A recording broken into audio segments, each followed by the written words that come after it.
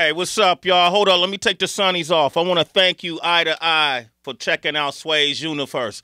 And I appreciate it. We got so many videos we want you to see, so push that notification button for me. Do it now and enjoy the video. Peace. Sway in the morning, Shade 45. We got A-Trak here. New single is called Believe. Yep. Featuring Quavo and Lil Yachty. It's out now. 10th anniversary, Fool's Gold. His company, his brand, his record label. We got Blue on the line from Florida. Good morning, Blue. Blue. How you guys living today? Small with big dreams, baby. What up, Blue? It's Blue, y'all. Hey, I've been listening to you guys every morning for quite some time, and I do have to say a couple things. A-Trak, I've been a fan for years. Thank you, man. I first heard about you before I even had internet. Wow. I still have my VHS tapes. Amazing. When we would rent DMC VHS tapes from Blockbuster. Wow. And that's how I heard about you in the first place. But yeah, I've been a collector of your music for years, and but the reason why I have Shade 45 now is because you were live in a rental car on Shade 45 years ago, and that's amazing. What made me want to have Shade 45 or have Sirius Satellite Radio is because in a rental car I got to hear you live on the radio, which to me is unbelievable to have somebody I've been listening to for close to 20 years. I'd say early 2000s, late 90s. Probably is when I first heard about you. Wow. So, Thank you, man. That's incredible. And I'm going to tell Shade 45 to break me off with a little royalty. well, Blue, that's why he gets to come up here whenever he wants. Nah, thanks, Blue. Appreciate the support all these years. Hey, Blue, how amazing is it that you're actually having a conversation with this guy? It's really, really cool. I've seen him live a couple times. I'm not really a festival kind of guy, but I saw him in Gainesville, Florida years ago when he did a tour at a small little nightclub that I used to be at. I was a regular there. Okay. And I got to see you as a fan there one night at my job, which was, to me, the shit.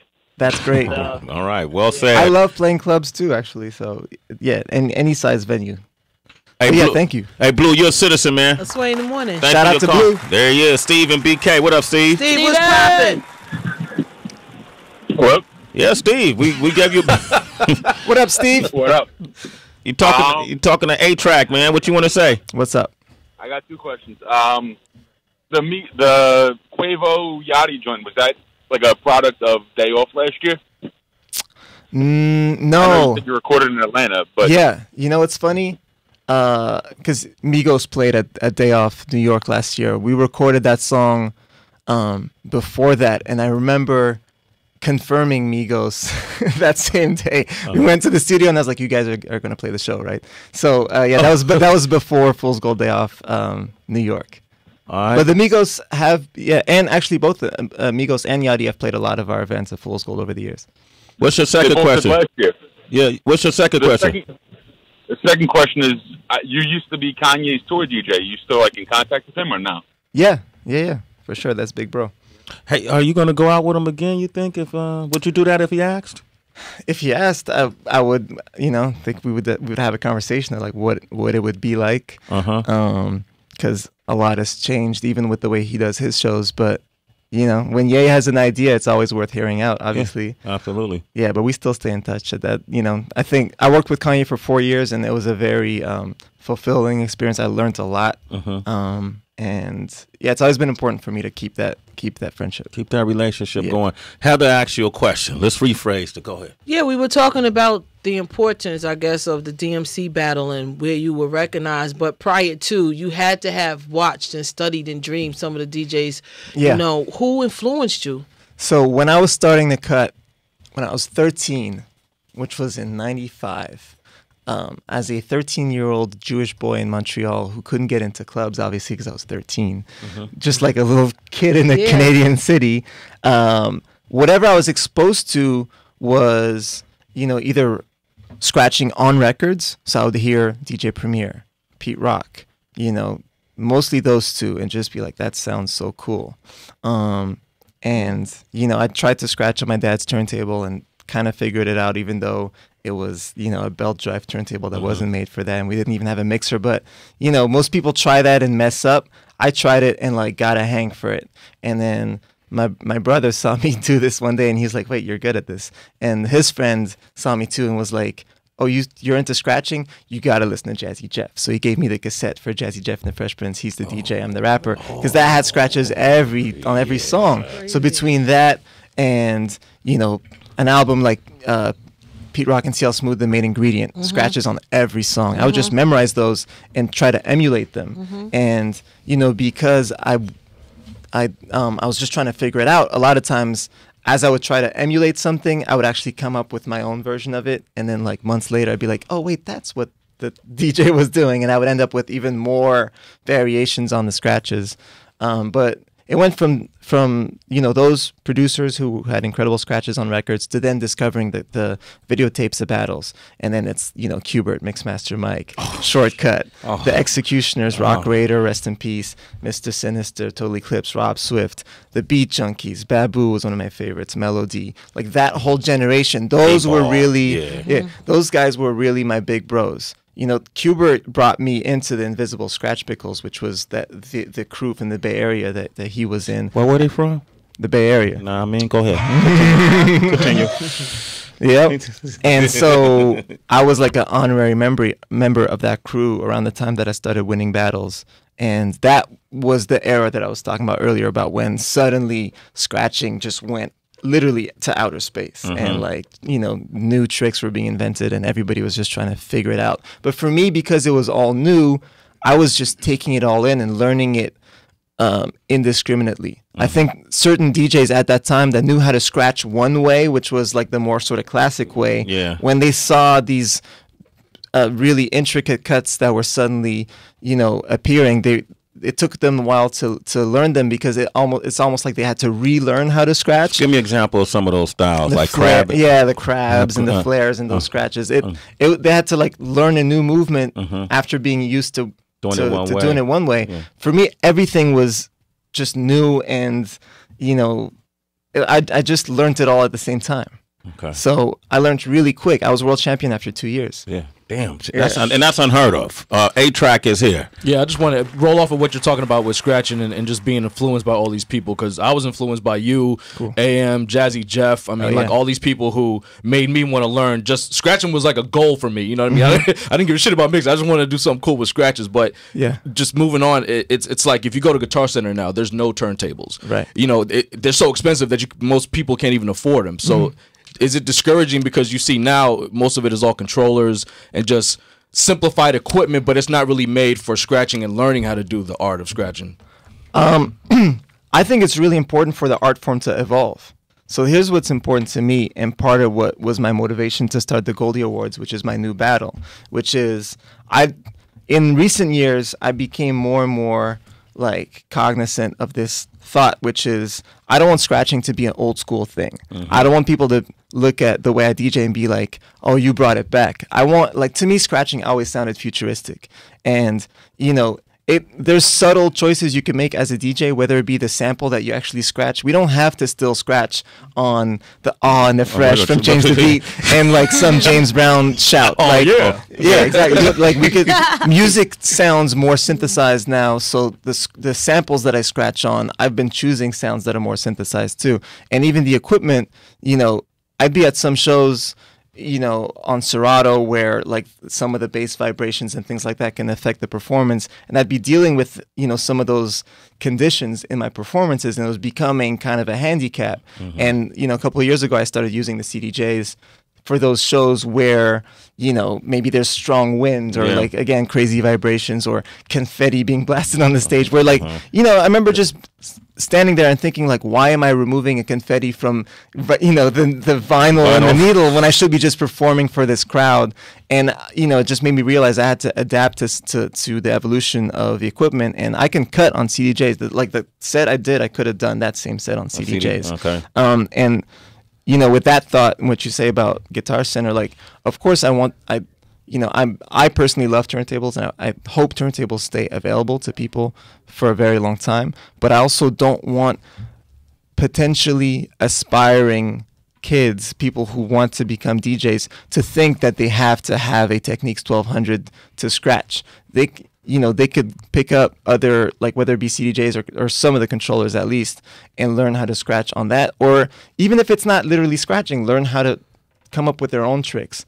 To me, it's all about, you know, scratching and turntablism and just like the hip hop approach to DJing that's very subversive and taking equipment that was made to be used one way and using it another way. It was always about that creativity and flipping what's in front of you. Yeah. And I don't think it only has to be on turntables. Yeah. So I could do, you know, obviously my comfort equipment is the turntables, but I encourage people to do it on any kind of equipment, and I want to see that. I'm like, I want to challenge the new generation to come up with new original tricks on any kind of equipment, because, you know, I don't want it to be a legacy art form. Yeah, something. You know, so the Goldie Awards came out of that. Yeah. The Goldie Awards, it's the first annual DJ and beat battle.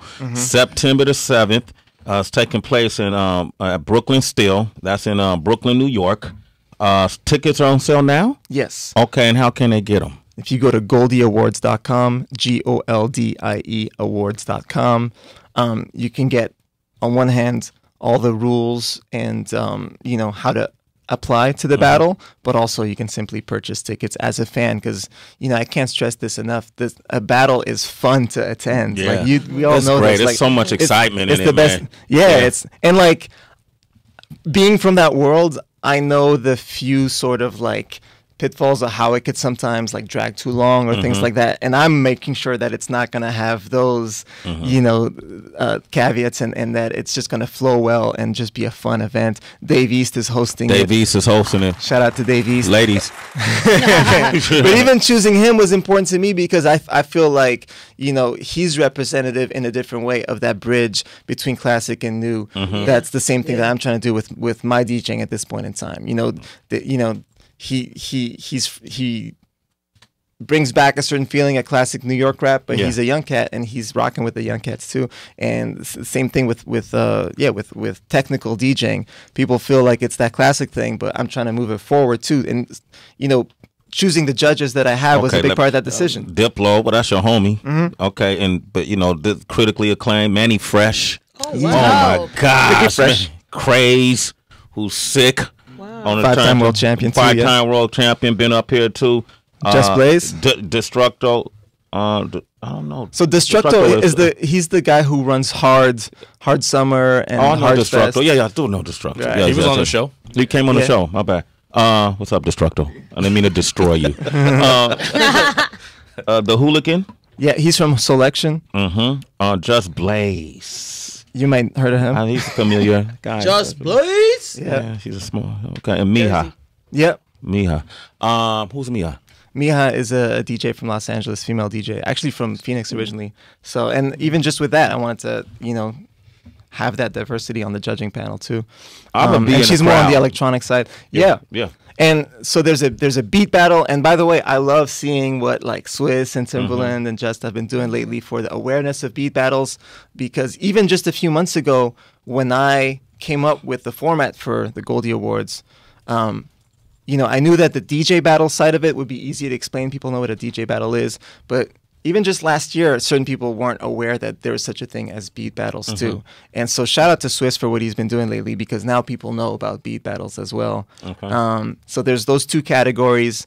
And, you know, again, like to me, the idea is it's not even about bringing something back, because it never really went away. I just think that people haven't been exposed to the skills for the last couple of years. Like people got distracted a little bit. So I'm just grabbing the spotlight and utilizing, you know, if anything, like what I've learned from doing the Fool's Gold events and things like that, and applying that to the world of battles, which is where I really come from, and just taking that spotlight, shining it on skills and DJs and producers. And that's kind of my whole mission now at this point in my career, like being 20 years in. I want to mentor people. I want to bring people in. Yeah.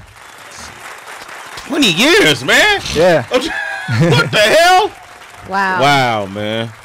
Man, I commend you. Thank you, bro. I really do. I'm so inspired by you right now, man. It's just refreshing to hear. Thank you. Damn, you care. That's what we hear. That Nah, for sure. And even with the Fool's Gold events too, it's like it's always about like our lineups are very curated. And you were at some of the first ones. I remember you were when we were the first 2-3 years we were at City Winery in Soho. You would come through. Yeah, and